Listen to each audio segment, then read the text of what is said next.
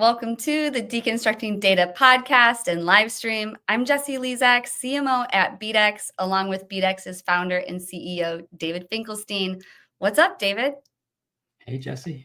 Good to be back. Finally got to go on a vacation, missed a couple of weeks of the podcast, but I'm rested, I'm relaxed, and diving back into everything this week and been pretty busy doing so.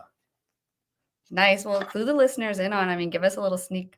Where did you go, and what did you do?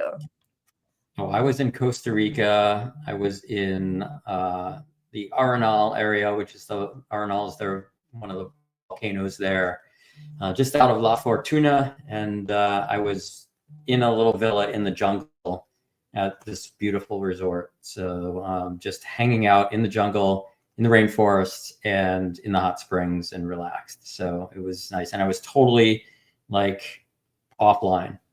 Literally didn't even check my email. It was that good to be offline for that amount of time. So it was nice.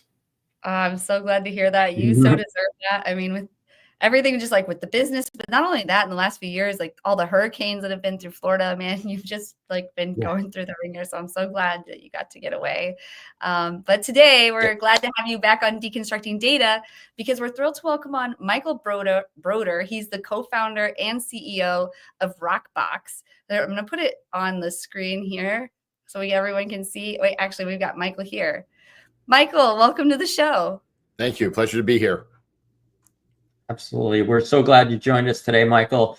And I'd love to have you kick us off and give our listeners and viewers a little bit of background about yourself, a little bit about what led you to start RCKRBX, and what you guys are doing today. First, thank you for having me. It's certainly a pleasure to be here. A bit about my journey into real estate and what led us to effectively launch RCKRBX.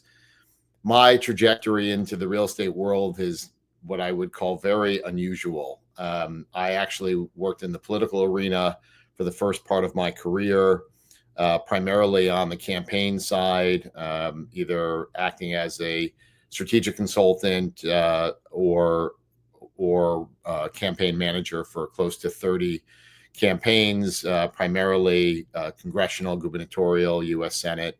Did a stint in the first Bush administration in the Office of Political Affairs.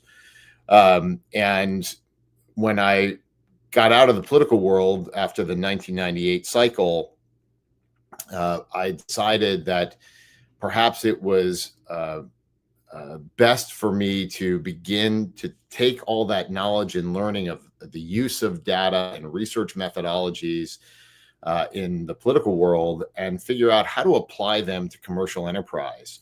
So in the end of 98, beginning of 99, I launched a strategic consulting business called Brightline Strategies, where at its heart, it was to apply the science and discipline of political research techniques and audience engagement tactics, but applying them in very distinct industries, primarily the industries that I would call disruptive industries, like the life sciences, advanced technology, things of that nature. And over the years, we built a very robust client list and quite diverse in terms of the industries that we engaged in. But what was fascinating was as we got more mature as a business, we started to be approached by what I would call more old line industries, things like banking and insurance and real estate. And real estate really presented quite a unique opportunity because in 2008, right around when the great or global financial crisis took place, it ultimately created a moment in time where the risk and resiliency of real estate portfolios was really brought into question. And there was no real effective tool or mechanism to ultimately assess how those properties and the tenancies within them would ultimately perform, and what controllable levers landlords or operators had to really preserve the strength of those assets.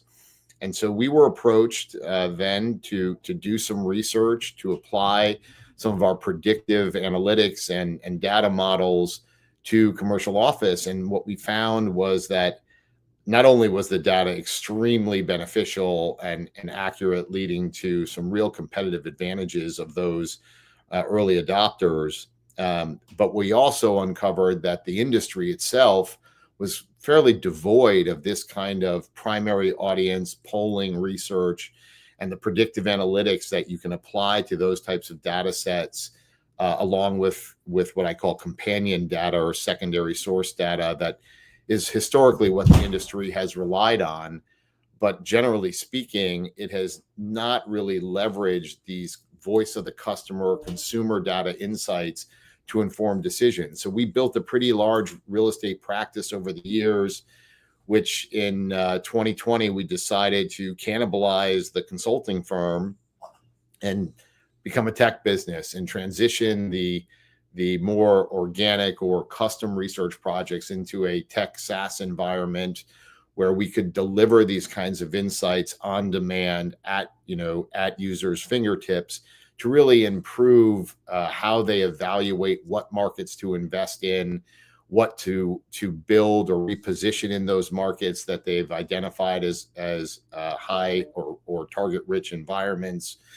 And then ultimately how to drive greater performance of the asset, everything from the initial lease up and trimming the time it takes to get to a stabilized asset, developing a far more efficient and effective leasing campaign by knowing who your high propensity target renters or tenants are. So you can eliminate waste and spend that ultimately doesn't move the needle in performance of an asset.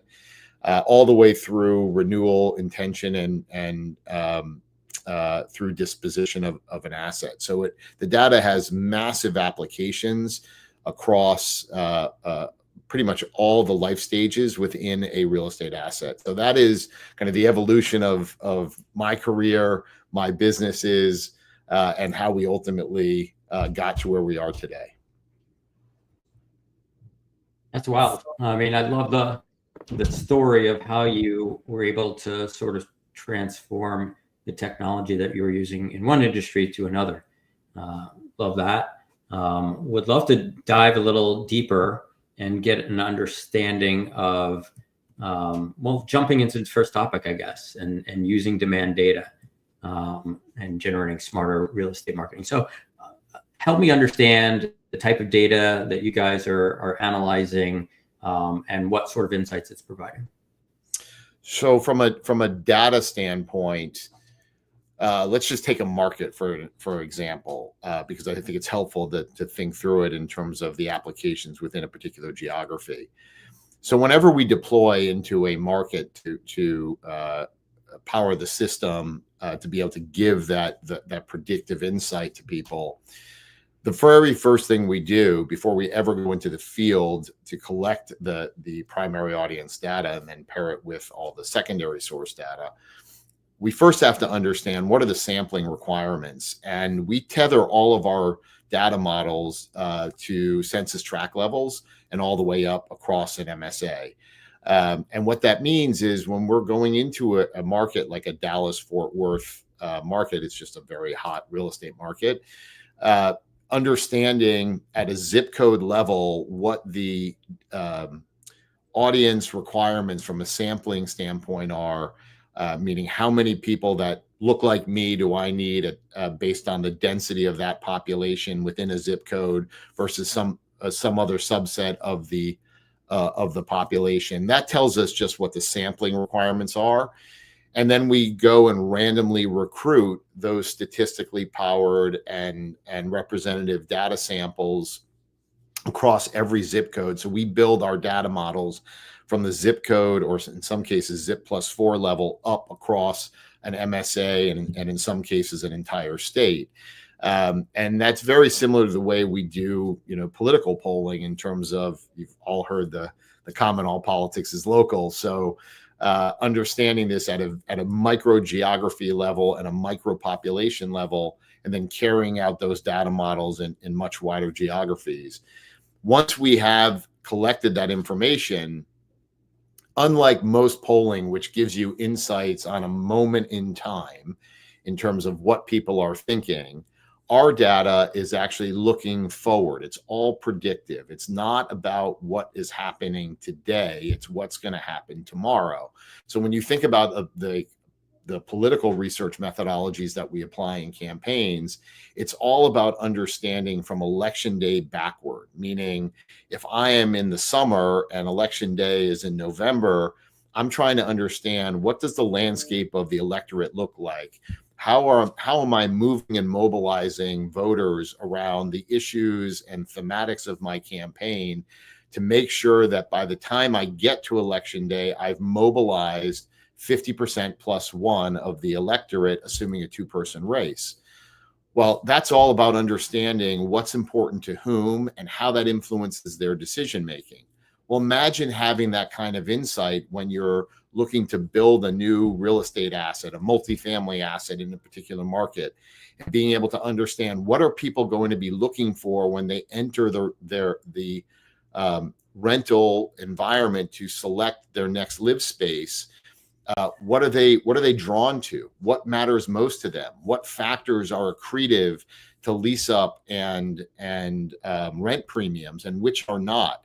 How do they want the units configured? How impactful are those factors when they're comparing one asset or one property to another, all the way through as granular as like the unit features, the unit finishes, the amenities, locational attributes. Because once you understand what makes people consider an asset, and then ultimately how your asset aligns with their decision criteria in terms of the factors that make them more or less likely to not only consider an asset, but choose one over all others, that is the secret that we unlock for people, in addition to being able to help them understand where the market demand by unit type and building class is headed over the next 24, 36, 48 months. At any given moment in time, we can look out to the future and give people those insights. And that's critically important today, because you can see what happens in the real estate world, where historically they've basically baselined what they build around what has been built in the past and performed well. Well, ever since the pandemic took hold in our country, what happens today is so different in terms of the demands and needs of renters than pre-pandemic. So it's very difficult to rely on historical absorption data or comp set performance data to really inform a forward-looking destination, because the world is different. Renter demands are different. What matters to them is different. What factors drive rental premiums and lease up are different. And so you really need to be able to look not through a rear view mirror, but through your windshield to see what's ahead of you and actually meet the market where the market is today and going tomorrow, rather than where it once was in yesteryear. I love that. Like, whether it's politics or real estate, the magic is always in the micro before it becomes the macro. And also, predictive or reactive. I mean, that's amazing. You're speaking my language there. Like, how do you keep pushing the boundaries on this? Well, obviously, as technology has gotten better, meaning machine learning capability, AI capability. In fact, when we first had the idea of building RCKRBX, the very first thing that we recognized was that technology wasn't yet capable. This was, call it 2018, was not yet capable of actually analyzing the data in the ways that our data teams did. So we couldn't yet train the machine to interpret the data the way our data team would. Fortunately, technology evolves quite quickly today, and we were able to transition the bespoke research business into a tech platform in really mid-2020. It was when we started to build the infrastructure of RCKRBX and then develop the first product in 2021. And obviously, we don't just rely on standard polling models. There's a lot of technology now that goes into how the data is interpreted and the outputs that it delivers to users of the platform across different stages of a investment life cycle of a real estate asset. Yeah, and I imagine with the, it's just going to continue to get better and better. Absolutely. That's what we're seeing. Everything's basically, as far as processing data and analyzing data, it's just gotten easier and easier and faster, and you can do it with more and more data, so that everything that you're doing today is only just going to get better. This is just probably just the tip of the iceberg of what you'll be able to do even just a year from now. Yes, and one of the other things that I think is really an important learning, not just for us in terms of as we're building and developing the platform, and adding additional data modules and user functionality and enhancing the UI and UX of the platform. It's also about understanding, look, you can't measure everything, and because otherwise you get into analysis paralysis, right? So you hear so often in the real estate world, because it is a slower moving industry compared to, a technology industry or something that moves at a very quick speed. You have to really understand what are the factors that I need to understand. And those are the things that really set the foundational analytics in the platform, based on the kind of user that we tend to attract across different roles and responsibilities within real estate organizations, and certainly the capital markets that support commercial real estate investment and development, et cetera. But you have to really understand which of these factors are most important, and the system has to be able to interpret and determine what those factors are. Now, there are some what I'd call constants, but depending on what kind of product you're building and where you're building it, there are more nuanced insights that relate very specifically to those local markets and those local populations. And that's part of the way the system actually analyzes the data. It's not just one size fits all in every market. It has to be market specific. It has to be product specific. It has to be user specific. And that's something that technology has really helped us deliver in the insights contained in Rockerbox. It's so interesting. Yeah, it's funny because it's true in so many industries, and it keeps coming up. And a lot of people that we talk to is just really identifying, what your outcome is, what's your desired outcome, so that you don't end up in that analysis paralysis, right? You have to know exactly what your desired outcome is. You could have a ton of data, and you're going and trying to analyze the data in 1,000 different ways doesn't really make any sense, right? You have to first figure out what outcome you're looking for, and then figure out, essentially working towards that outcome and what data you need to analyze to get to that outcome. 100%. And, I was reading an article several months ago about the AI evolution, and the author wrote something which I chuckled at when I read it, because I'm old enough to know what he was referring to. But he basically said, we are in the dot matrix printer stage of the AI revolution. We are so early in this technology and evolution around AI, and there is so much promise, but there's also a lot of risk that we still haven't quite figured out all of those factors. And the other thing is, at the end of the day, AI is only as good as the information you feed it.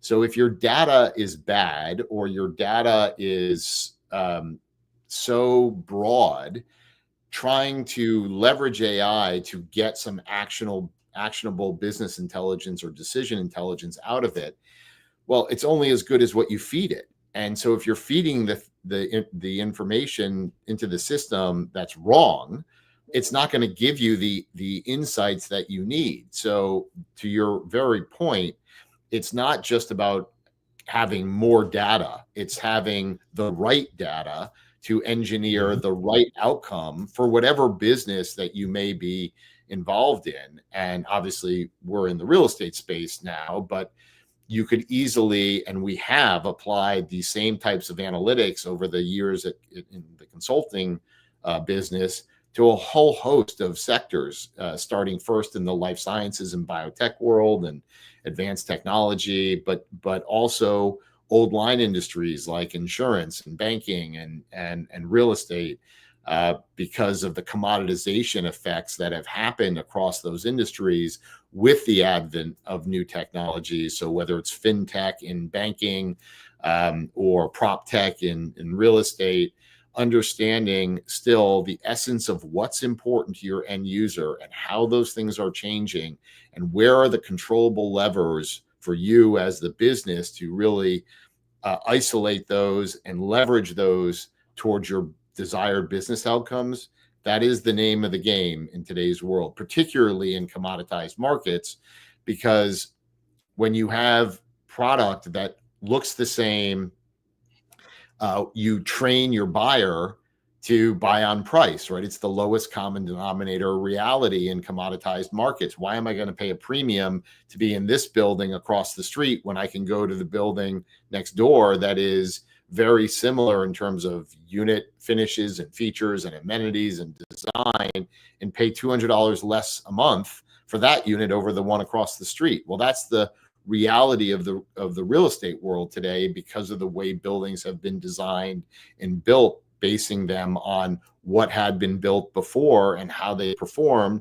It's effectively a copycat syndrome, and that has created massive commoditization in the real estate product environment. And the only way to ultimately achieve a premium in a highly commoditized market is to more closely align and understand your end user. And that's where the premium is actually captured, by delivering the things that actually they value more than anything else. And those who understand that type of information are far better equipped to capture outsized returns and that all-important investment alpha, than those who follow the old line thinking of, let me just look at a comp set and derive my decisions out of, a backward-looking analysis, rather than understanding how a market is evolving, what's important to that market, and how do I meet that market where it's going to be when I deliver my product. That is ultimately what we enable people to understand. Absolutely. Yeah. So you touched upon, I think you touched upon a lot in our second topic, which is predicting rental performance with behavior data. Is there, yes. And you talked a lot about this already, so I don't want to reiterate it, but if there's anything further that you want to share about that, please, this would be the time. Otherwise we can jump to the next subject, but I think you covered some of it. Yeah, I think when you start to think about predicting the performance of a real estate asset, it comes in many shapes and sizes in terms of where you are in a asset's life cycle. Meaning, if you are at the investment stage and you haven't even gone hard on the deal yet, what you're really trying to stress test are your assumptions, your performance assumptions around your pro forma, in terms of the available density of that site, how, what is your planned unit mix, what is your expected lease rates, or what do you assume that your lease rates will be, and then is that ultimately valid or not? And historically, the way they've done that is looked at, buildings that have come to market in relatively the recent history, and use that as baselines, and then weighting those rent rates over the years to ultimately say, by the time we deliver, we can achieve these rent rates. Well, that's no longer true anymore. And there's a whole host of reasons why, in terms of how demand for certain unit types has shifted pretty dramatically because of remote work and the housing affordability gap, in terms of when people would normally be leaving a rental product to buy their starter home. But what you're finding now is there's longer tenured renters. They're actually starting families in rental product. So there's a lot of different dynamics today that didn't exist 5 years ago, which obviously is so fundamentally shifted the way products perform, because the needs of the end users are so different. And being able to stress test How many 1-bedrooms should I be building versus 2 bedrooms? Can I actually achieve the rent rates, or is the market topping out at certain places? All of those things are going into the predictive analysis around how a building will perform and what you can ultimately drive a project to. And oftentimes, in today's world, it's revamping the mix of units and actually building more larger units than historically was common, because that's where demand is and that's where the undersupply of product is. And actually, you tend to find when you run these analyses that properties that have, we're not changing the square footage of a building, we're changing how that square footage is applied by unit types. And oftentimes what you find is products that have fewer units, but more of the right kind of units that are in high demand going forward will perform better in terms of net operating income, profitability, in terms of returns, et cetera, than a higher density count of units that are not aligned with what the market is looking for. And that's a fundamental shift in terms of how the real estate world thinks. It used to be density equaled dollars. And in today's world, it's demand that equals dollars. Mm-hmm. And so being able to understand that from a forward-looking vantage point is so critical in today's world.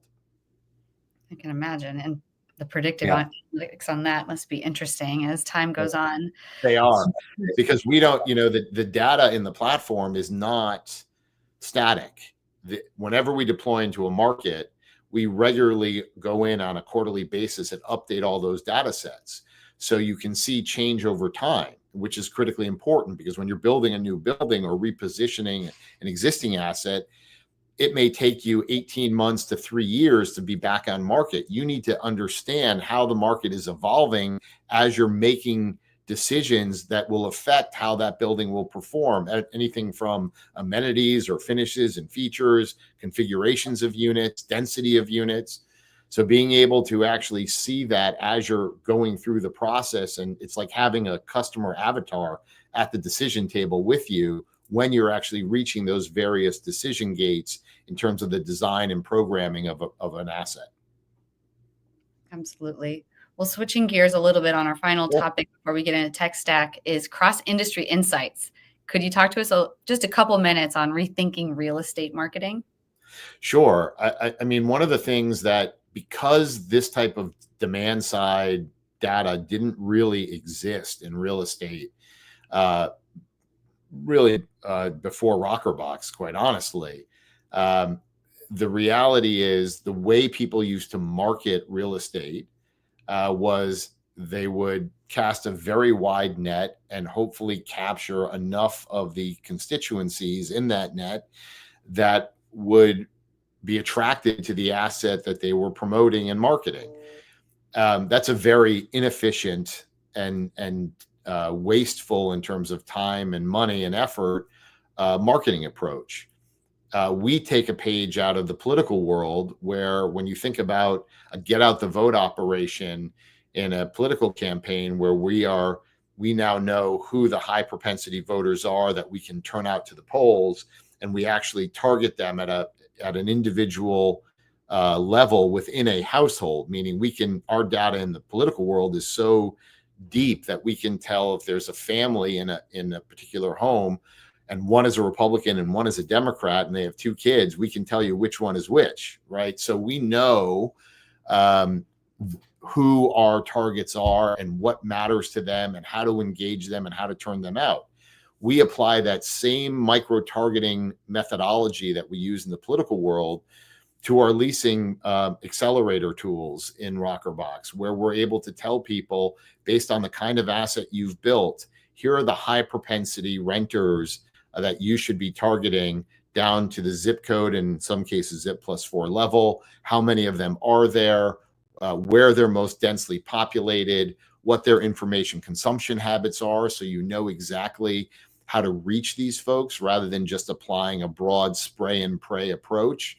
You can be far more targeted in your media mix to reach these audiences at a far more cost-effective and impactful way. And then because we know what matters to these people, we're also able to inform the content of your marketing and the sequencing of those messages in ways that actually are accretive to getting somebody to take the actions you want them to take, which is to tour the building, to actually then convert from a prospect to a renter in terms of executing a lease. We can tell you how those different factors influence that decision, so you know exactly what to expose these specific populations to, in terms of the factors that ultimately move the proverbial needle with respect to lease likelihoods, rent premiums, etc. And that's very different than the way it's done today. Yeah, it's wild. I mean, this is why I love the whole deconstructing data concept, is because every time we have somebody on here, we learn new ways about how data is being used, and looking into how you're enabling people to essentially predict the future of whether their project, a huge real estate project takes a very long time to develop, and so the importance of knowing that once it's finished, that it's going to be applied to the right audience of people. And I mean, that's priceless. That's what we're all that's what we're all excited about here, as far as using data for predictive analyses. This is just another amazing way that you're using it. So it's awesome. Yeah, I tell people all the time, there are very few uses of data, at least consumer data, that weren't first perfected in the political world, that are now applied to a multitude of industries and sectors today. I mean, back in the 30s, they used to say politicians were marketed like soap. And in today's world, I would say soap is marketed like a politician. When you think about comparative advertising and the way they approach the consumer bases in terms of the micro-targeting that they do. Well, that was all, we've been micro-targeting in politics for decades, right? And today it's the hot thing in the consumer world, but it in the 50s, we were micro-targeting in politics, right? So understanding where you can really put your thumb on that scale and understand what opportunities that you can potentially capture by having a far more granular and accurate picture of what the future is likely to be and how to leverage those insights to your benefit and your business goals, it's critically important in today's world. Absolutely.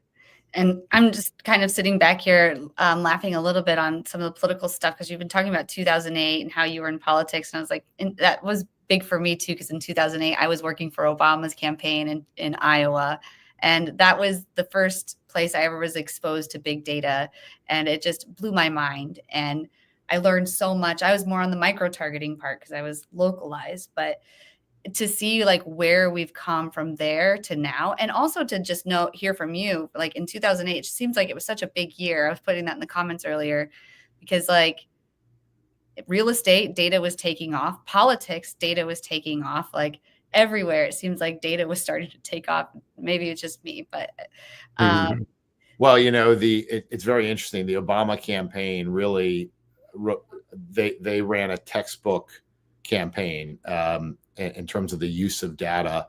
They did things that were so advanced in that cycle in terms of how they understood at the neighborhood level. And when I say neighborhood, literally, if you were an Obama supporter in a neighborhood, they figured out, well, how can you influence your friends in your neighborhood? Like, what information mattered to those people?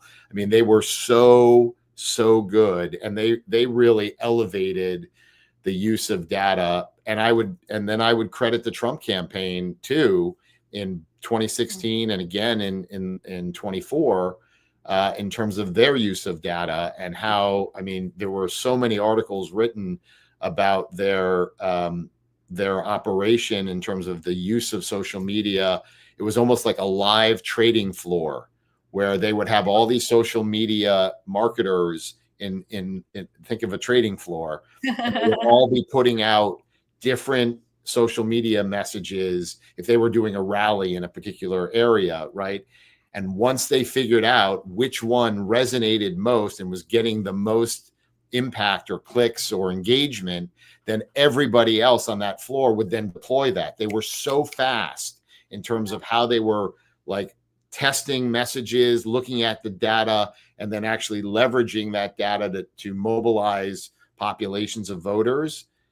Again, it's just showing you how sophisticated the use of data is in politics. And those two campaigns, first Obama and then certainly the Trump campaigns, have done a masterful job in terms of leveraging the capabilities at their own moment in time to actually drive the benefits and outcomes that those campaigns delivered. So it's remarkable just how sophisticated an event it really is. And it'll be interesting to see how AI plays a role in the next one. But I digress, because we've got to hear about your favorite tools in your tech stack. Beyond my pencil and paper. Yes. Well, I think for me, obviously and David, you know this, in terms of running a company, your days are always full with so many different things. Having a very robust to-do capability or application that really keeps you on beam in terms of using your time wisely, making sure you're getting done what you need to get done from a time management standpoint. Those types of performance tools I tend to rely on a lot. It keeps me very focused and able to get the myriad of things that come across my desk in a given day done in a timely manner. So I would say those are very useful tools, at least for me. Yeah, I'm going to share a new one just because I installed a new one just a couple days ago called Fixer with a Y, Fyxer. It's an email app, and I'm pretty impressed with it so far. I am not married to it yet, but it basically it installs, I guess, alongside your Outlook or Gmail, and it organizes your emails better, which is, there's lots of tools to do that. But the one thing that's really interesting about this one is that it automatically writes your replies for you. It doesn't send them, but basically when you go to look at an email, your reply is already there, and it uses your voice because it gets, basically looks at all the emails that you've sent, and it uses the context and your voice to basically write the reply for you. And then you can either, just hit send, and because you like it, or you can adjust it and then hit send. And I found it already pretty convenient. So, and it does a pretty good job. It was impressive. Well, it's funny you bring that up because I am notorious for rewriting emails, even if they're like 3 sentences. And I get so much grief from my co-founders and friends who know me because they know to me, language is an art. And if you can write and write well, that is one of the greatest skills in business. And so I am very meticulous when it comes to how I write, what I write. But having a tool like that, it'd be interesting to see how good it actually is, because the speed and time savings that could deliver are pretty astronomical, just when you think about it in a general way. So that's I'll have to check that out. Fixer, I appreciate the recommendation. Yeah, for sure. Especially since we constantly write a lot of the same replies. People ask a lot of the same questions, and you could cut and paste and do that, but like this basically will write it for you, and it'll get to know how you would normally respond to that question, and then it writes it for you, and then you can go ahead and send it. So I'm pretty impressed so far. That's fascinating. I hadn't heard of that. I'll definitely check it out. Absolutely. And we're going to close out here in a second because we got a few minutes left, but I wanted to let you know, Andrew Paul has been asking a couple questions, so I'll read through all of them. Maybe both of you might have some reactions, but he was asking about the Veblen effect, which I personally hadn't heard of. I had to look it up. What say you about the Veblen effect when it comes to buyer behavior, Michael Broder? Well, to me, it's an interesting factor in the real estate world. let me start by saying renters, at least on the multifamily side, they're aspirational in terms of, many times renters will have Cadillac taste and Chevrolet budgets. And so oftentimes they tend to gravitate or say they want things that are well beyond what they can afford. We obviously take into consideration in our data ways to hip check those responses based on their actual income levels. So we know when somebody makes $75,000, what they can afford and what we expose them to perhaps is different than someone who makes $500,000 a year and is looking to rent, right? Because you do need to normalize that data, particularly given the aspirational nature of renters. From a supply demand curve for us, when you look at how markets are performing and where absorption is happening in a particular market and in what kind of product, we can actually predict that within a percentage point or two. And it's because of the way we build our sample and how the great pains we go through in terms of building those representative models, so that the variance that you may see in perhaps less accurate sample sets, we eliminate. So we don't have a lot of differentiation in terms of what the market is actually doing, we don't have a lot of difference between our data when we say absorption is going to be greatest in 3-bedroom units and the achievable rent rates for those unit types in this market, in this building class is X. We are typically, right when it comes to the rent rates within a few pennies, and in terms of the absorption rates within a percentage point or two. And that's just because of the quality of the respondents and the depth of the data we collect, and as well as those hip check questions. So we don't see a lot of inaccuracy in the supply demand curve that a lot of people do because of a whole host of factors. We make sure through the independent verification and validation of all our respondents in terms of their incomes and where they live, and validating they are who they said they are and where they work and age and all the things that matter when you're trying to understand demand in real estate. We actually independently verify that beyond just asking those questions within a survey, which makes our level of statistical confidence extraordinarily high in our polling samples. So we don't really see a lot of difference between what somebody is saying versus what actually is happening in the market. Interesting. Wow. Well, thank you for taking that one on, because Sure. I mean, you absolutely have the data to back it up. But in closing, would you like to let listeners know, Michael, how they might be able to reach you after the show? Sure. So if you want to learn more about RCKRBX, you can visit our website, which is www.rckrbx.com. And I can be reached if you wanted to reach out to me. My email is mbroder@rockerbox.com. Happy to respond to anybody if they have questions about our data or the applications thereof, or just want to learn more about what we're doing and how we're doing it. Love those questions. Happy to talk to anybody. This has been great, Michael. We really appreciate you joining us on the show. And I'm going to let Jesse close this out. Thank you so much. Really appreciated the time. Great meeting you. Hope your viewership finds it interesting, and happy to follow up in any way with anyone who has additional questions. Awesome. Thank you so much, Michael, especially, while you're in your little slice of heaven there. We appreciate your time. And audience members, we want to invite you to get powered by BDEX. So I put a QR code up on the screen for those watching on video, but if you're on podcast, just simply go to bdex.com. But BDEX's comprehensive identity graph, it enables you to build your audiences that are going to reach real people and turn your anonymous website visitors into real actionable customer insights. So that eliminates the bots and the bad data that waste your marketing's budget. So you want to get clean data. We've been talking about data all day, but you want to get clean data. And whether you're struggling with, cart abandonment, poor targeting, or, declining performance, we deliver it here at BDEX, the most accurate identity resolution and custom audiences in the industry to drive measurable ROI. So just click that QR code, or you can go to bdex.com, click on Talk to an Expert, and get powered by BDEX. And we hope that we see you all back here for next week's episode. And thanks again, Michael. You bet. Thank you so much. It was a pleasure. Bye-bye. Take care.